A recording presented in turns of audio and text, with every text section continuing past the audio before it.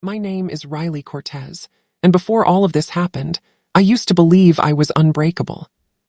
Not because life had been kind to me, it hadn't.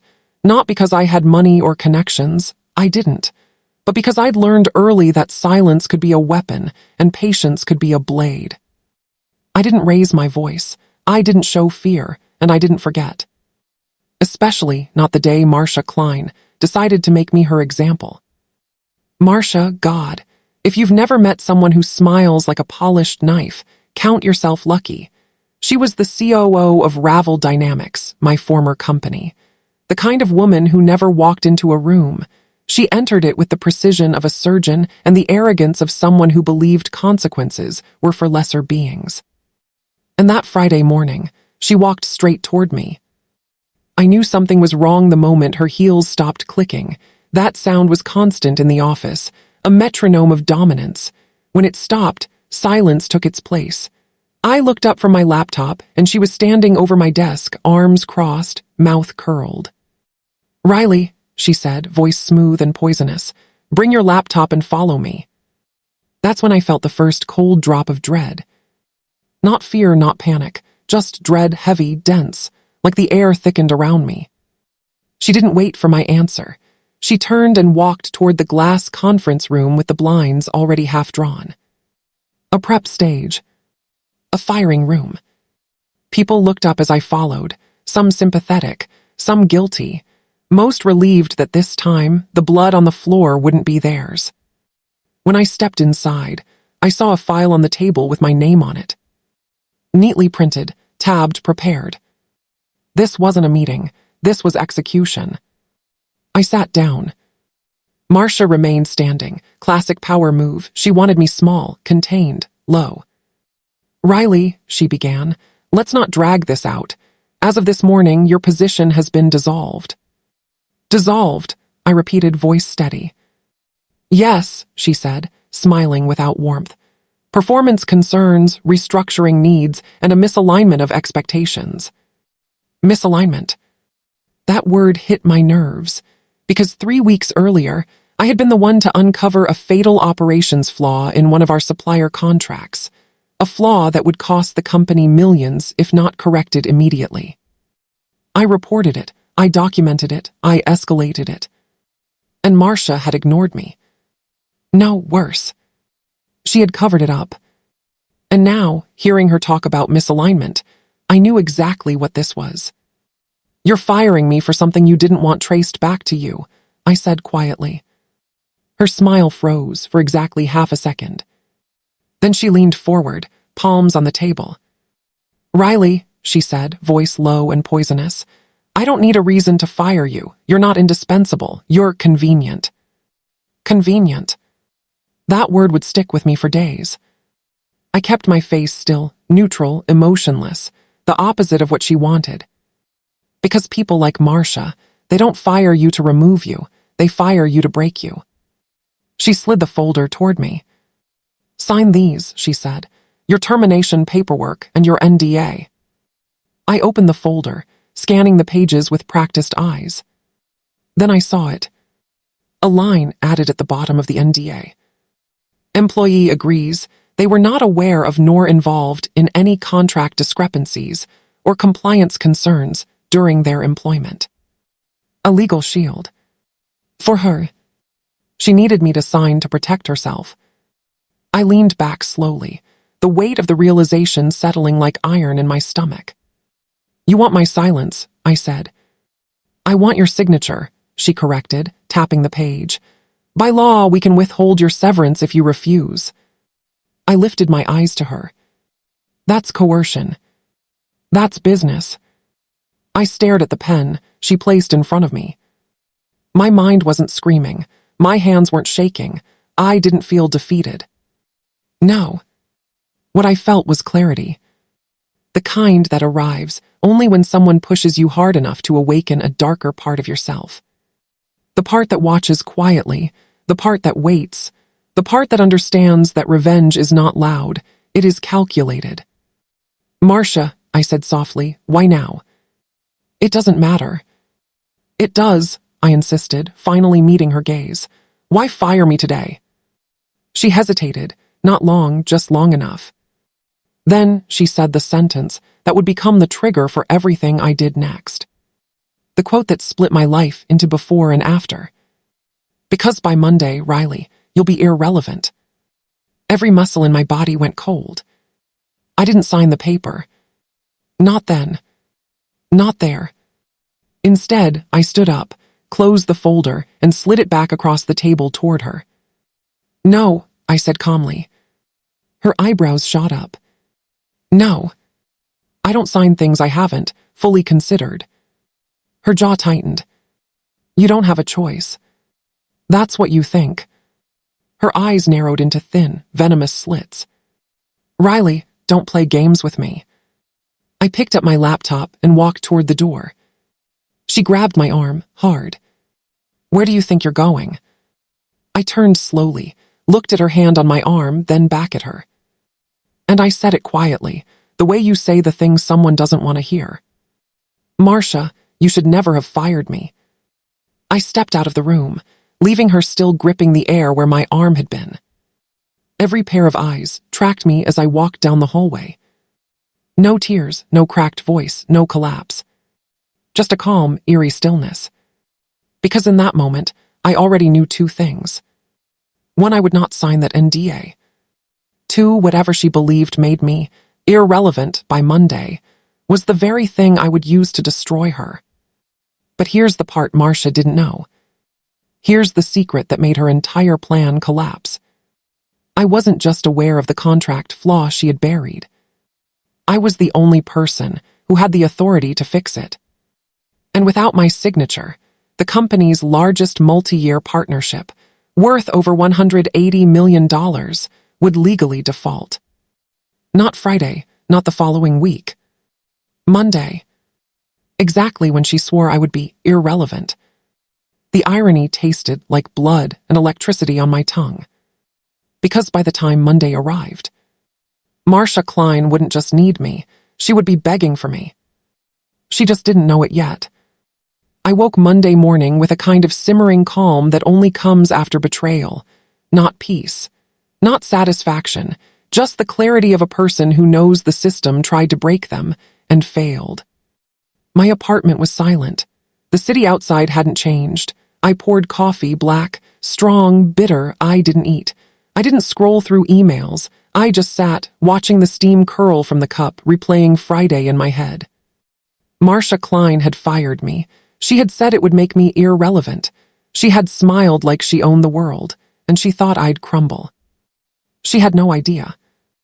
Then the phone rang, unknown number, corporate area code. I picked up. Riley, it's Adrian Cole. Adrian, CEO, the man who had been my indirect boss for years but had always let Marsha call the shots. His voice was tight, fragile, taut with panic. I leaned back in my chair, coffee in hand, letting him stew a moment. Good morning, I said neutral. Riley, please, we have a situation. I raised an eyebrow. You mean the one that begins with the fact that you fired me on Friday? He swallowed. You could hear it through the line. Yes, that, but also this. The Hartman Industries renewal, the international contract, it cannot proceed without your compliance signature. I froze mid-breath. I had expected arrogance. I had expected excuses. I had not expected this. The contract, the very one Marsha tried to erase my involvement from, the one I alone could legally sign. Go on, I said carefully. The client is threatening to cancel everything. If the signature isn't submitted by midnight, Hartman loses the deal. The company were in jeopardy. I set my coffee down. I let the silence stretch. So let me get this straight, I said finally. You fired the only person legally allowed to sign the deal, and now, because of that very act, the company is in jeopardy. Yes, he admitted, voice cracking slightly. We didn't anticipate this. Marsha, She what? I interrupted. She thought you'd be gone and irrelevant by now. I laughed, quiet, low, dangerous. Did she really think firing me would make me irrelevant? I asked. Yes, he said. I swear, we didn't expect the client. I let him ramble. I didn't interrupt. I wanted to hear him unravel. I wanted to watch him slowly realize that the person he dismissed like a folder on a desk held the power to burn everything down. Finally, I said, "Okay, I might be willing to sign." There it was, that one word, might, power. She hadn't thought about that. Marsha hadn't considered that I had agency beyond her scripts. What do you want?" he asked, panic creeping in. "Everything," I said, not loud, not screaming, just deadly calm. "Everything," he repeated. "Yes, my full reinstatement, effective immediately. A signed document acknowledging that my firing was wrongful and executed without proper review, and a written admission of Marsha Kline's role in the mismanagement and endangerment of the contract, copied to the board." I let the words sink in. Silence on the other end. "You're asking a lot," he whispered. "You're asking a lot more than you realize, Adrian. You and Marsha risked everything by thinking I was disposable." "Riley, please, the client." "The client is already loyal to me," I said. "You forgot that part. The signatures are mine. Without them, your empire collapses. That's the reality." I could hear him take a shaky breath. "And you'll sign." I smiled slowly, the corner of my lips, a smile Marsha would recognize if she saw it now. "Only after I get my conditions met," I said. "Agreed," he said immediately, almost desperate. "Whatever you want, we'll make it happen, I swear." I hung up and sat back in my chair. And that's when the fun began. The memory of Friday was vivid, almost cinematic. Marsha Kline had cornered me in the boardroom, the folder ready like a trap, her words.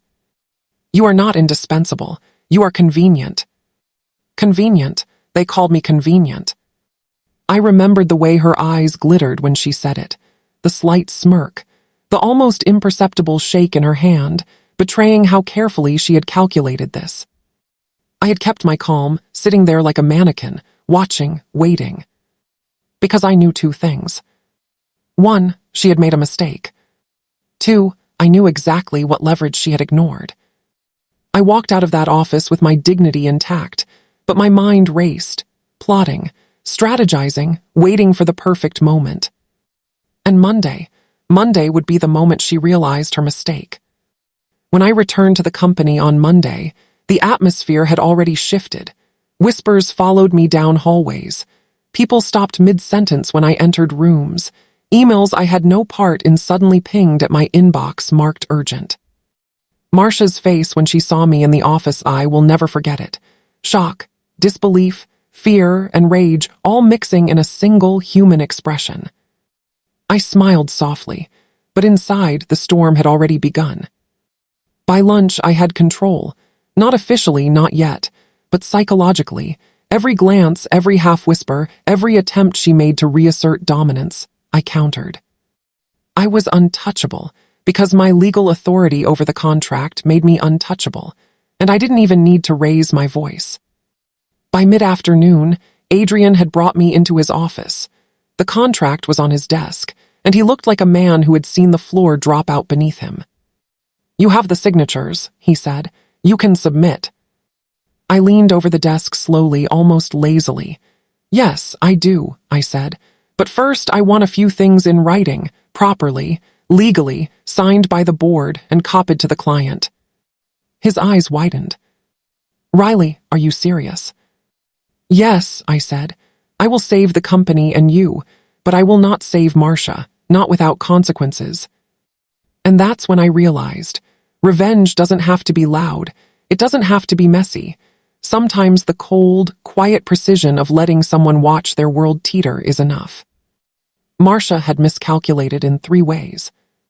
1, she underestimated my knowledge of the internal contract flaws. 2, she underestimated my authority.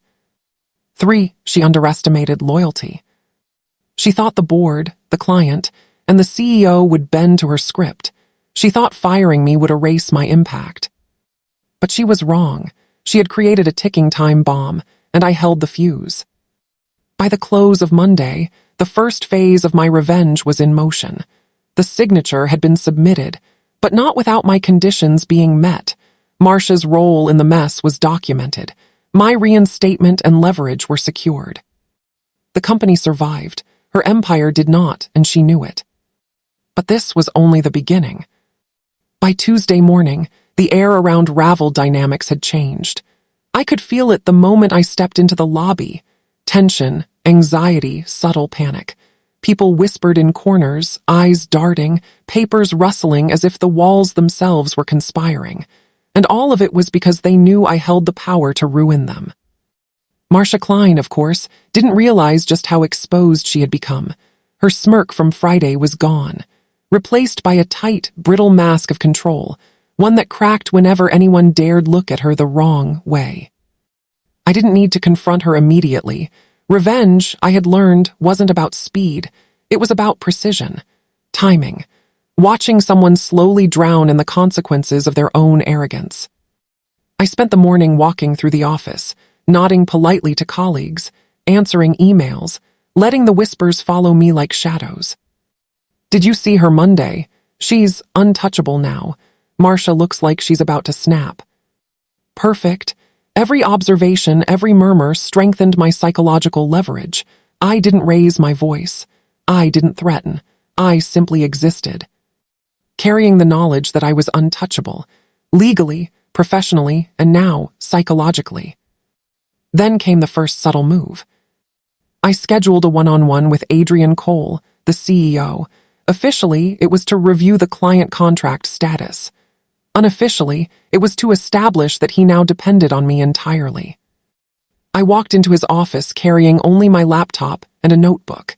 He looked at me, eyes wide. The kind of wide-eyed panic that only comes when someone realizes the person they underestimated could destroy them at any moment. Riley, he began cautiously, thank you for stepping in yesterday, the client. I cut him off with a calm, sharp tone. Let's be clear, I said. I saved the contract, but let's also be clear about one thing. Marsha Kline cannot be allowed to interfere with operations again. He nodded slowly, swallowing hard. Yes, of course. Good, I said, because if she tries to cover anything up again, it won't just be her career on the line. I let that hang in the air, a warning, a promise, a shadow he couldn't ignore. By mid-afternoon, I had begun the first stage of Marsha's unraveling. It wasn't about confrontation. It was about isolation. I started subtly, highlighting minor errors she made in internal emails, correcting misstatements in board memos without overtly embarrassing her, reinforcing my own authority in small, consistent ways that she couldn't counter without looking weak. Each move was designed to make her nervous, second-guess herself, and ultimately distrust her own judgment. And it worked. By Wednesday morning, she walked through the office like a cat on a hot roof.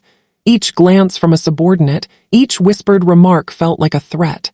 I could see it in her posture, the stiffness, the hesitation before she spoke, the way her carefully rehearsed sentences fell apart in meetings. All of it was necessary, because revenge is never a single act. It is a series of ripples, each one strategically placed until the dam breaks. It was during a late afternoon meeting with Adrian that I stumbled on something unexpected. Riley, he said, voice low, almost conspiratorial, there's something you should know. I raised an eyebrow. Oh, enlighten me. He hesitated, then continued. Marsha, she didn't act alone. The board, they ordered your termination. They wanted to replace you before the Hartman renewal. They were worried you. Expose. I leaned forward, letting the words sink in. Expose what? Adrian's eyes flicked nervously toward the door. They've been covering a pattern of mismanagement. If the renewal fails, it could implicate them financially. I smiled slightly. Now the stakes were higher, much higher. Not only had Marsha tried to remove me, but the board itself had engineered my firing, thinking I would be irrelevant by Monday. And they had all miscalculated. My patience, my knowledge, and my ability to wait. By Thursday, my psychological control over Marsha was in full effect. I didn't need to yell or threaten. I let her see me succeed where she had failed. The contract renewal went through flawlessly. Clients who had previously complained about delays now praised me personally. Adrian publicly acknowledged my role in the resolution. Each success was a dagger in her carefully constructed facade. And then came the subtle, final move of the week. I sent an internal memo to the board, carefully phrased, highlighting Marsha's unauthorized decision to terminate a key employee during a critical contract period. I didn't accuse her outright. I didn't need to. The memo did two things simultaneously. One, put the board on notice that her actions had legal and financial ramifications. Two, ensured that anyone reading the memo would see her as the liability. By Friday morning, the atmosphere was electric. Marsha no longer smiled. Her emails were defensive. Her meetings felt frantic and overcorrected. She was unraveling, and I hadn't even touched the final move yet. Here, what most people don't understand about revenge. It's not about immediate satisfaction. It's about control. It's about making someone understand, on a cellular level, the consequences of underestimating you. Marsha had underestimated me, thought I was convenient. The board had underestimated me, thought I would fold. Even Adrian had underestimated me, thinking I would accept partial credit and stay quiet. And I hadn't even shown them the worst part. That final piece, the twist that would leave the company shaking, was still in my hands. I was holding the key, watching them flounder, while I orchestrated the perfect collapse without ever raising my voice. And I knew something critical. By the end of the week, no one would doubt my value. No one would forget the power they tried to dismiss. And Marsha, well, she would pay attention to every misstep she made after this. By Friday, my contract authority was undisputed. My legal leverage was cemented. Marsha was destabilized, vulnerable, and paranoid. The board's conspiracy had been revealed internally, without public exposure. And I still had one final move, one ultimate act that no one expected. By Monday of the following week, the office smelled different. Not of coffee or printer toner, not even of nervous energy. It smelled like fear, subtle, pervasive, inescapable. Marsha Kline moved through it like a ghost of the woman she used to be. Her heels clicked softly, unevenly, hesitant. Every glance she shot me carried the weight of someone calculating how to survive the storm she had created. I, on the other hand, moved through the building like I owned it, because I did, not officially, not yet on paper. But every action I took, every word I said, every email I sent confirmed one undeniable truth. I was untouchable. The board had already received my memo from the previous week. It had done its work silently, subtle panic.